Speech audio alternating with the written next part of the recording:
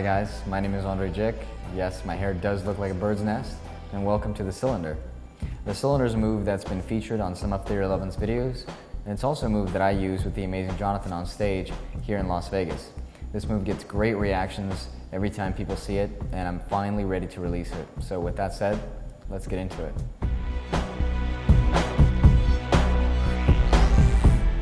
Okay, so welcome to Cylinder. Let me give you a brief history about it before we get into the move. I created this several years ago, and it's a move that I've been doing ever since. I've actually just recently broke it down into a technique that's simpler, and it is the chord technique, which we'll be learning here. This move has actually been done many times before throughout the years.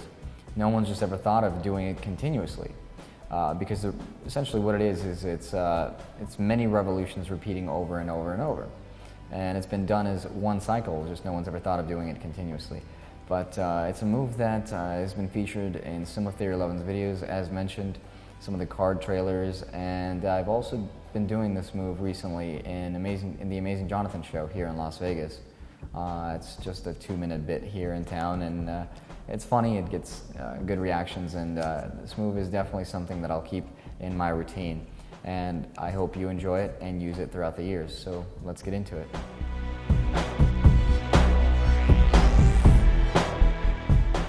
Okay, so before we get into the full routine, let me break down exactly what's going on with the revolutions. This is the core technique of how to make Cylinder work. Now this is the breakdown. You're basically holding the deck in this grip. So your middle finger, ring finger, and thumb are on the opposite short edges of the deck. Now your your index finger is what's going to be pushing out the card outward like this. Now as it pivots on its side, what's happening is your other hand comes over with the pinky and places itself on the short edge. So you can see it kind of wobbling right here. Now what's going to happen is you're going to do a 360-degree revolution. And it's kind of hard to do slow because you need momentum to kind of give this card a kick with your middle finger right here to rotate the card all the way around 360. So you're essentially just repeating this process over and over and over, just like that. You're just rotating and revolving the cards around. Now, once you get this motion down, and I'll show it to you again in a second, you can practice with 2 packets like this, which comes closer to the full routine. So after you master this technique, try it with packets.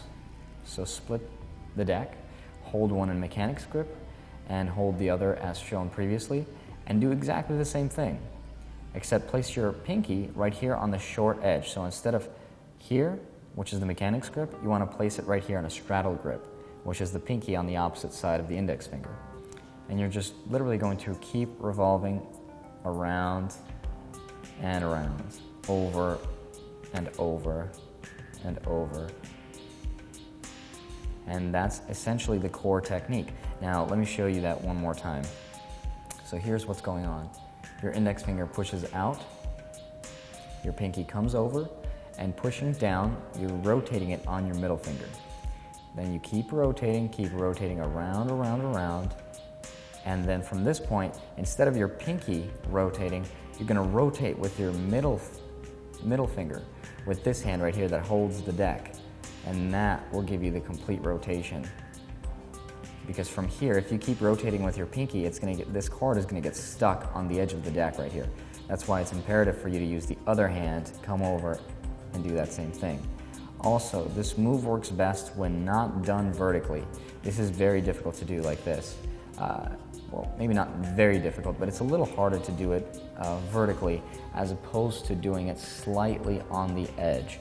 This gives the card a little more clearance from the deck, and the card doesn't really get stuck off the deck. But for the purpose of explanation, I'm trying to do it vertically so you can see everything flat. But you want to be performing it here like this. So anyway, that's the technique. Work on that, and then you'll be ready for the full routine, which we'll get into next.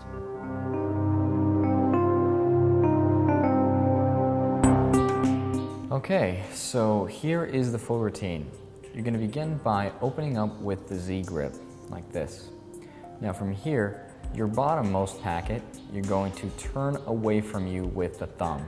So this thumb right here, it's going to go all the way to the back of the short edge, so it's going to be on the opposite side of where your index finger is. You're going to turn it away from you. And as you can see, my three fingers here, my pinky, ring, and middle finger, are free to do whatever they want. Now from here, you're going to pivot the top packet with your thumb right around to meet this thumb. So essentially, your middle fingers and your thumb are going to touch together. Now from here, your middle finger is going to break off this packet into half. So you're left here. Now this packet right here that's held between your index and your thumb fingers, you're going to drop it. And the bottom three fingers right here are going to catch it and cradle it, like this. So now I'm holding this display right here. So now I can make this square. But you're not going for a square. What you're going to do is you're going to use the index finger to out jog and pivot the card like this, thus creating this pentagon shape like this that you can pivot around your fingers like that. Now from here, what you're going to do is essentially what we've learned in the previous section of rotating this card around. So you're going to rotate everything around. The card falls, and that's one revolution. You come back and you do the exact same thing, like this. Now the hard part about all this at first is going to be grabbing, or rather clearing these packets right here. And all this will make sense to you once you play with it.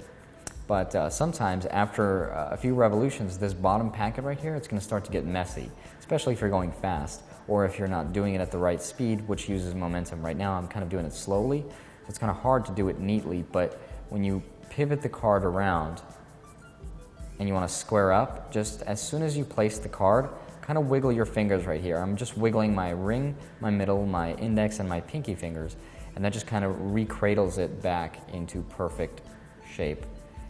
And you continue doing the same. Now, after you're satisfied doing however many rotations you want, what you're going to do is this.